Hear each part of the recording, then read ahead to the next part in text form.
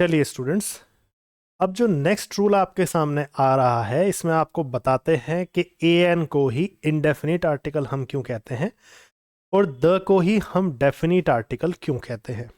That simply means हम ये बताना चाहते हैं कि क्यों ए एन को हमने इंडेफिनिट नहीं कहा, डेफिनिट नहीं कहा, और क्यों हमने द को इंडेफिनिट नहीं कहा। इसके पीछे एक पर्टिकुलर कारण है। इस रूल से आप ये बात समझेंगे। समझ लीजिए कि जिसने भी इस रूल को अच्छे से समझ लिया उसने इस चैप्टर की सोल को पकड़ लिया, उसने इस चैप्टर की आत्मा को पकड़ लिया, वो इस चैप्टर को डिटेल में समझ जाएगा। मतलब एक ओवरऑल मैप क्लियर हो जाएगा माइंड में आज के इस रूल के थ्रू कि हाँ, आर्टिकल वास्तव में ऐसे चलता है, वास्तव में आर्टिकल का चैप्टर ऐसा है। ठीक है, तो इस रूल को जो समझेगा, समझ लीजिए उसके बेसिक जो इजी इजी क्वेश्चन पेपर में आते हैं वो तो यहीं से क्लियर हो जाएंगे। ठीक है, चलिए अब हमारा ये जो रूल है ये कहता है कि ए एन और द के मीनिंग क्या क्या होते हैं और किस किस कंडीशन में ए एन और द यूज किया जा सकता है। इन्हीं चीज़ों को समझते हुए, इन्हीं मीनिंग्स के थ्रू, इन्हीं चीज़ों के थ्रू हम एग्जाम्पल करते हुए ये सीखेंगे कि क्यों ए एन को ही हम इंडेफिनिट कहते हैं और क्यों द को ही हम डेफिनिट आर्टिकल कहते हैं। तो लास्ट रूल में हमने क्या किया था? लास्ट रूल में हमने ए एन के मीनिंग्स समझे थे कि ए एन को किस किस कंडीशन में हम यूज़ करते हैं। सम, एनी, पर, ईच, एवरी वगैरह होता है। ठीक है, यहां तक की चीज़ हम पिछले रूल में कर चुके हैं। डन। अब नेक्स्ट रूल जो है इसमें द के भी मीनिंग हम सीखेंगे। यह, वह, ये, वो, इस, उस। दैट मीन्स अगर हम यह की बात करें, यह की बात करें, ये की बात करें, इसकी बात करें, तो ये दिस का मीनिंग होता है, ये तुम सब जानते हो। अगर मैं वह की बात करूं, वो की बात करूं या उसकी बात करूं तो ये दैट को कहा जाता है। बेसिकली समझते हैं, इसका सीधा सा मतलब है कि दिस और दैट की जगह पर भी अगर कहीं पर अवेलेबल ना हो ऑप्शन में तो आप द का यूज कर सकते हैं। जैसे मैंने समैनी वगैरह के लिए बताया था कि अगर ना हो ऑप्शन में अवेलेबल तो आप इनका यूज कर सकते हैं। ठीक है, इनके अलावा जो आगे की चीजें हैं इसमें एक तो ये mentioned for the first time and mentioned before, और एक अननोन थिंग्स, और यहां पर हम एक चीज और ऐड करेंगे अननोन थिंग्स के साथ में। जैसे यहां पर यूनिक थिंग्स है, ऐसे ही यहां पर नॉन थिंग्स, जानी पहचानी चीजों के लिए हम द का यूज करते हैं, और अनजानी चीजों के लिए हम किसका यूज करते हैं? ए एन का यूज करते हैं। अननोन का मतलब अनजान चीजों के लिए, नोन का मतलब जानी पहचानी स्पेसिफिक चीजों के लिए, खास चीजों के लिए हम किसका यूज करते हैं? द का यूज करते हैं। तो इन पॉइंट्स को समझते हुए हम पता करेंगे कि इनको, इनका नाम कैसे दिया गया है। ठीक है, चलो तो हम अब समझते हैं, ये द के मीनिंग हमें क्लियर हो जाएंगे सेंटेंस करते करते, है ना। ए एन के मीनिंग हम समझ चुके हैं। अब हम इस पॉइंट पर फोकस करते हैं कि mentioned for the first time and mentioned before का क्या मतलब है। दैट मीन्स पहली बार जिक्र किया जाना और पहले से जिक्र हो जाना। मेंशन्ड बिफोर का मतलब पहले से जिक्र किसी चीज का हो चुका है। इनमें क्या डिफरेंस है? ठीक है, यहां पर बोला गया है कि जब भी किसी चीज का जिक्र पहली बार होगा तो आप वहां पर हमेशा ए एन का यूज करेंगे। ठीक है, और जब भी किसी चीज का जिक्र पहले से हो चुका होगा तो आप वहां पर द का जिक्र करेंगे। इस रूल को समझेंगे अब एग्जाम्पल के थ्रू। ठीक है, देखो जैसे एक एग्जाम्पल तुम्हारे सामने है, बेगर केम टू माई हाउस। बेगर का मतलब भिखारी मेरे घर आया। तो जब भी चीज का जिक्र पहली बार हो, mentioned for the first time का मतलब जिस चीज को पहली बार मेंशन किया गया हो, जिस चीज का पहली बार जिक्र हुआ हो, तो वहां पर ए एन बताया गया है, ए एन लगाना है। तो आप इस सेंटेंस की हिंदी निकालो, बेगर केम टू माई हाउस, एक भिखारी मेरे घर आया। यहां पर आपकी पहले से ही फ्लुएंसी एक निकल करके आएगी। यही कारण है कि पहली बार जब भी जिक्र का चीज का जिक्र होता है तो वहां पर ए एन का यूज करते हैं। तो हम यहां पर mentioned for the first time की कंडीशन के लिए ए यूज करेंगे। अब बेगर केम टू माई हाउस, पहली बार चीज का जिक्र हुआ, फ्लुएंसी आई ए की, अपने आप ही ऑटोमेटिकली ये फ्लुएंसी आएगी। जरा हिंदी सेंस निकाल करके देखो। एक भिखारी मेरे घर आया और मैंने, and I gave a fiver. Fiver का मतलब 5 से रिलेटेड, 5 रुपए, 5 का सिक्का, 5 का नोट, कुछ भी। तो मैंने उसे एक फाइवर दे दिया। किसको? उस भिखारी को। अब यहाँ पर ध्यान से देखो, यहाँ पर उसका सेंस आ रहा है। मैंने उस भिखारी को 5 रुपए दे दिए, 5 का सिक्का दे दिया या 5 चीजें दे दी, कुछ भी। तो यहाँ पर उसके लिए अगर तुम देखो ध्यान से कि दैट जो है सबसे बढ़िया यहाँ पर बैठेगा। या फिर अगर तुम हिंदी निकालो, मैंने इस भिखारी को ये दे दिया, तो इसकी हिंदी या उसकी हिंदी आएगी। तो यहाँ पर दिस या दैट की फ्लुएंसी आ रही है। अब मैं ये कह रहा हूँ, अगर आपके सामने ऑप्शन में दैट है ही नहीं, या आप स्पीकिंग में अच्छी फ्लुएंसी करना चाहते हैं, तो ऐसी कंडीशन में आप खुद लगा करके देखें कि दिस या दैट सही है या फिर द सही है। आप अपने आप फ्लुएंसी में फ्लुएंट इंग्लिश बोल करके देखिए, इस सेंटेंस को फ्लुएंटली बोल करके देखिए, आपको पता लगेगा कि द ज़्यादा अच्छी फ्लुएंसी दे रहा है। मैं सेंटेंस को बोलता हूँ, एक बार ध्यान से सुनना। A beggar came to my house and I gave a fiver to the beggar. ठीक है, यहाँ पर द की फ्लुएंसी बहुत ही बढ़िया है, आपकी टंग को बिल्कुल नहीं रोकेगी। तो ये दो कारण हैं दिस दैट की जगह पर हम क्यों द का यूज़ करते हैं, क्योंकि इसकी एक तो फ्लुएंसी अच्छी है, दूसरा कारण क्या है कि अगर पेपर में दिस दैट ऑप्शन में ही ना हो तो वहां पर हम द को फिल कर सकते हैं। ये बात आपको खास याद रखनी है। डन। तो यहां पर हमने क्या देखा कि जब भी चीज का जिक्र पहली बार होगा, किसी भी नाउन का जिक्र, किसी भी चीज का जिक्र पहली बार होगा, तो वहां पर ए एन की फ्लुएंसी आएगी। जब भी किसी चीज का जिक्र पहले से एक बार हो चुका होगा, चाहे कितना भी लंबा पैसेज है, अगर उसमें किंग वर्ड, राजा वर्ड पहले आ गया और दोबारा से कितनी बार भी राजा का जिक्र होगा, तो फिर वो चूंकि पहले जिक्र हो चुका है, उसका हमेशा आगे द आएगा। ये बात ध्यान रखनी है। क्यों आएगा द? कारण है, हिंदी ही हमारी द की निकल के आएगी। यह है वह है कि दिस दैट की हिंदी निकल करके आएगी, इसीलिए हम द लगाएंगे यहाँ पर। डन। आगे बढ़ो, फिर से बढ़ते हैं। मुझे कल रात एक पर्स मिला। I found purse last night. तो मुझे कल रात एक पर्स मिला, एक की फ्लुएंसी ऑटोमेटिक है, तो पहली बार जब भी चीज़ का जिक्र होता है तो ए की या एन की फ्लुएंसी आएगी। अब दूसरा सेंटेंस क्या कहता है इसका, उस पर्स में क्या थे, 1000 रुपये मिले मुझे, है ना, उस पर्स में 1000 रुपये थे। अब उसकी फ्लुएंसी किसकी है, दिस दैट की है, और दिस दैट के लिए हम क्या लगाते हैं, द लगाते हैं। दैट मीन्स यहाँ पर क्या आएगा, द पर्स कंटेन्ड 100 रुपीज़। ठीक है, उस पर्स में 100 रुपये थे। फिर से वही चीज़ प्रूफ हो गई कि जब भी चीज़ का जिक्र पहली बार हो, ये केवल ब्लैंक में नहीं, जो तुम्हारा क्लोज टेस्ट आता है पैसेज वाला, पैराग्राफ वाला, वहाँ पर भी अगर चीज़ का जिक्र पहली बार होगा तो वहाँ पर हमेशा ए एन द में से ए एन चुनना, और अगर चीज़ का जिक्र पहले से हो चुका है तो वहाँ पर दूसरी बार जब आएगा तो वहाँ पर द चुनना बेझिझक, क्योंकि फ्लुएंसी ही उसी की आएगी।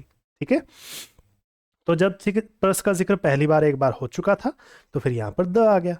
आगे देखो, आगे आप सोचिए, इमेजिन करिए कि आप किसी अननोन पर्सन से कुछ पूछ रहे हैं किसी शहर में जा करके, और आपने क्वेश्चन क्या पूछा, is there school nearby named this. क्या यहाँ पर आसपास कोई स्कूल है जिसका नाम सेंट कुछ इस तरह का है ना, क्या यहाँ पर कोई स्कूल है?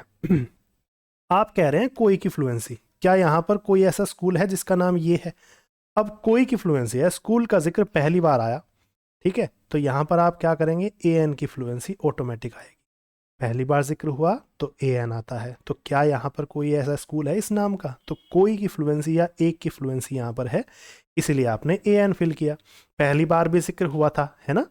अच्छा, आगे बढ़ते हैं। पहली बार के साथ साथ मैंने तुम्हें एक चीज़ और बोली थी कि जब भी कोई चीज़ अननोन होगी, आपको सेंटेंस बोलते हुए ये फील हो कि ये चीज़ अनजान है आपके लिए, तो आप वहाँ पर क्या लगाएंगे, ऐसी कंडीशन में ए एन आएगा।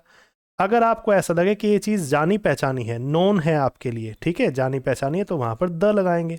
अब देखो इस सेंटेंस को पढ़ करके, इस स्कूल को पढ़ करके आपको ये फीलिंग आ रही होगी कि आपके लिए अनजान है, तो अननोन चीज़ के लिए भी आप ए एन की ही फ्लुएंसी लेंगे। क्यों लेंगे, क्योंकि आती ही है, हिंदी निकाल करके देखो एकदम पता लग जाएगा, है ना।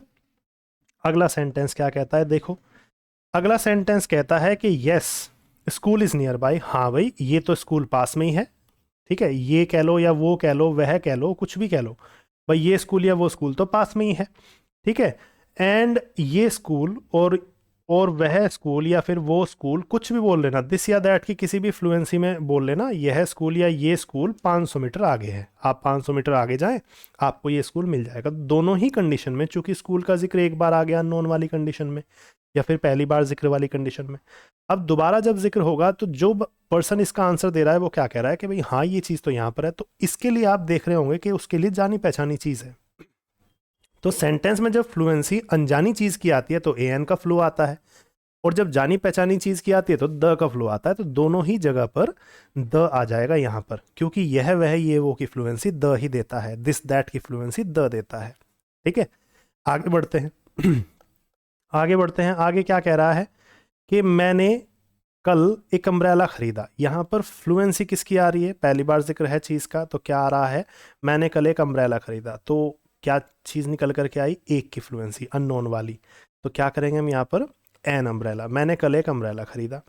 अब दूसरी चीज़ क्या होती है, दूसरी चीज़ है टेक अम्ब्रेला विच यू, इसमें कुछ सेंटेंस में कुछ छूटा हुआ है, बोट, यस्टरडे।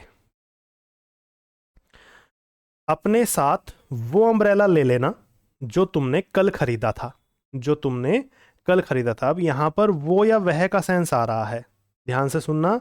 यहां पर क्या सेंटेंस आ रहा है? टेक अम्ब्रेला, अपने साथ वो अम्ब्रेला ले लेना जो तुमने कल खरीदा था। अब तुम्हें ऐसी फीलिंग आएगी जैसे तुम्हारे लिए जानी पहचानी चीज है या इसका जिक्र पहले कहीं हो चुका है। तो इसी दोनों सेंस में ही, चाहे जिक्र पहले से हो जाए या फिर आपके लिए जानी पहचानी चीज हो, दोनों ही कंडीशन में दिस दैट का फ्लो आएगा। और दिस दैट के फ्लो को कौन सा आर्टिकल पूरा करेगा? द पूरा करेगा। तो इसलिए यहां पर क्या आ जाएगा? द। अब बहुत से बच्चे कहते हैं कि सर हमें तो अम्ब्रेला से पहले ए एन पढ़ाया था। अब जिसने इस रूल को ठीक से नहीं पढ़ा होगा या जिसे आर्टिकल ठीक से नहीं पढ़ाया गया होगा, वो इस अम्ब्रेला से पहले भी ए एन ही लगाएगा, ठीक है, और वो नंबर खो बैठेगा। तो जो सेंटेंस की फ्लुएंसी, सेंस अच्छे से समझ पाएगा, उसका आर्टिकल कभी गलत नहीं होगा। इसीलिए मैं कह रहा हूं कि जो इस रूल को समझ गया ना, समझ लो कि वो आर्टिकल के बेस को पकड़ गया, वो इसके आधार को, वो इसकी सोल को पकड़ गया। ये बात समझ लेना, ठीक है। चलो, तो एग्जाम्पल इसके कंप्लीट होते हैं। एग्जाम्पल के थ्रू मैंने तुम्हें ये भी समझा दिया कि mentioned for the first time, जो चीज़ पहली बार जिक्र हो जिसका, उसके लिए हम ए एन लगाते हैं। मेंशन्ड बिफोर का मतलब जिसका जिक्र पहले से हो चुका हो, उसके लिए हम द लगाते हैं। ये भी चीज़ बताई जा चुकी है। अनजानी चीज़ के लिए बताया जा चुका है और जानी पहचानी चीज़ के लिए बताया जा चुका है। अब इमेजिन करो, ध्यान से सुनना, एक लास्ट चीज़ बतानी रह गई। क्या बताना रह गया? कि तुम्हें जब भी, ध्यान से देखना यहाँ पर, जब भी तुम्हें जिक्र हो रहा है किसी भी अनजान चीज़ का, इमेजिन करो, इस स्कूल वाले सेंटेंस में देख लो, तो तुम्हें ऐसी फीलिंग आएगी यहाँ पर कि तुम किसी अननोन चीज़ की बात कर रही हो। तुम यहाँ पर किसी अननोन चीज़ की बात कर रहे हो। अगर मैं इस अननोन के लिए, अननोन सेंस में इसका नाम रख दूँ आर्टिकल, अननोन आर्टिकल अनजानी चीज़ के लिए है, और इस स्कूल को देख करके ये फीलिंग आ रही है कि ये जानी पहचानी चीज़ के लिए बोला जा रहा है, नोन। अगर मैं इसी में आर्टिकल जोड़ दूँ तो क्या करेंगे? नॉन आर्टिकल और अननोन आर्टिकल, आपको ऐसा लगेगा कि नाम नाम ही अजीब सा है ये। तो इसकी हिंदी क्या निकल के आएगी? अनजाना आर्टिकल और जाना पहचाना आर्टिकल। तो ये नाम अजीब लग रहा है, इसीलिए हम क्या करते हैं, ध्यान से सुनना, ये मैं रिपीट कर देता हूँ चीज़। इसीलिए हम क्या करते हैं, जो चीज़, जो भी वर्ड सेंटेंस में अननोन चीज़ों का जिक्र करता है, तो वहाँ पर हम अननोन का सिनोनिम ले लेते हैं। अननोन का मतलब होता है अनजानी, के लिए हम क्या कहते हैं? इंडेफिनिट नाम ले लेते हैं। इंडेफिनिट का मतलब अनिश्चित। तो इसका नाम हमने इंडेफिनिट क्यों रखा? क्योंकि ये अनजानी का सिनोनिम है। अब इंडेफिनिट आर्टिकल नाम जो हम इसका रखेंगे तो फिर ये अच्छा लगेगा आपको सुनने में भी, फ्लुएंसी में भी। ऐसे ही नोन का जो सिनोनिम होता है वो होता है डेफिनिट, निश्चित, जिसे आप जानते पहचानते हो, जो आपके लिए तय हो, निश्चित हो, ये नोन का सिनोनिम है। तो जो चीज़ जानी पहचानी चीज़ों के लिए होती है, उसीलिए हमने डेफिनिट लगा दिया। अब सोचो, जानी पहचानी चीज़ों के लिए हम जब लैंग्वेज सीख रहे थे, जब हम कहते हैं कि एवोल्यूशन में जब हम बंदर थे एक तरह से कहा जाए तो उस टाइम हम जब ची चूँ करते रहते थे, जब उससे लैंग्वेज बननी शुरू हुई, अगर हमने उस टाइम अनजानी चीज़ों के लिए द का यूज़ शुरू कर दिया होता ना, लैंग्वेज बन गई होती अनजान के लिए द का यूज़ करते हुए, तो फिर हम द को इनडेफिनिट कहते। ऐसे ही अगर जानी पहचानी चीज़ों के लिए हमने ए एन यूज़ कर दिया होता उस टाइम जब लैंग्वेज बना रहे थे, जब लैंग्वेज बन रही थी, तो हम जानी पहचानी के लिए ए एन का यूज़ करते, तो वहाँ पे उनके अकॉर्डिंग नाम हो जाता। कहने का सिंपल मतलब ये है कि जैसा यूज़ वैसा नाम। अनजानी चीज़ है, अनिश्चित है तुम्हारे लिए, तो इंडेफिनिट बोल लो। जानी पहचानी है, निश्चित है, खास है, तो उसके लिए डेफिनिट बोल लो। समझ गए? ये चीज़ तुम्हें खास याद रखनी है। तो इसी से हम ये प्रूफ कर सकते हैं कि हाँ, इनका नाम ऐसा क्यों रखा गया है। आई बिलीव कि तुम्हें अब ये बात समझ में आ गई होगी कि ए एन को ही हम इंडेफिनिट आर्टिकल क्यों कहते हैं और द को ही हम डेफिनिट आर्टिकल क्यों कहते हैं। कारण बहुत सिंपल, अनजान चीज़ है तो इंडेफिनिट बोल दिया, जानी पहचानी चीज़ है तो डेफिनिट बोल दिया। एक चीज़ और यहाँ पर जिक्र किया गया है, यूनिक थिंग्स। यूनिक का मतलब जानी पहचानी चीज़ें, सॉरी जानी पहचानी नहीं, अनोखी, जो अपने आप में एक है, जिसके जैसा दूसरा कोई नहीं है। अब यूनिक में आप किसे काउंट कर सकते हो? चांद, तारे, पृथ्वी, चंद्रमा, समुद्र, ग्रंथ, माउंटेन और अलग अलग चीज़ें जो है, ये सारा एक खास रूल है। ये आपको पहले कई बार 10-12 स्टैंडर्ड में पढ़ा दिया गया है। इतना खास ऐसा नहीं है कि भाई पेपर में बहुत ज़्यादा पूछा जाता है, इसीलिए इसको मैं ज़्यादा डिटेल में नहीं करा रहा हूँ यूनिक वाली चीज़ों को, क्योंकि यूनिक तुम जानते हो। कोई भी ग्रंथ ले लो, कोई भी ऐतिहासिक इमारतें ले लो, कोई भी फाइटर प्लेन्स ले लो, कोई भी खास ट्रेनें ले लो, जो भी खास और अनोखी चीज़ें हैं जिनकी जैसी दूसरी कोई नहीं, उनके साथ भी द का यूज़ करते हैं हम। जैसे द गंगा हुआ, द रामायण हुआ, द कुरान हुआ, द महाभारत हुआ, और इसके अलावा the sun, the east, the west, the north, ये सारी चीज़ें जो है जो खास हैं, जो इकलौती हैं, जो अनोखी हैं, उन्हें ही हम यूनिक चीज़ें कहते हैं। इसे तुम पढ़ लेना किसी बुक से, तुम्हें आराम से समझ में आ जाएगा। ये पेपर के लिए इतना खास रूल नहीं है, ना ज़्यादा पूछा जाता है। ठीक है, मेन चीज़ क्या थी, तुम्हें ये समझाना कि ए एन को इनडेफिनिट क्यों कहते हैं और द को डेफिनिट क्यों कहते हैं, और दूसरी चीज़ किस किस कारण से दिस दैट की जगह पर या फिर सम एनी की जगह पर हम ए एन का यूज़ कर सकते हैं।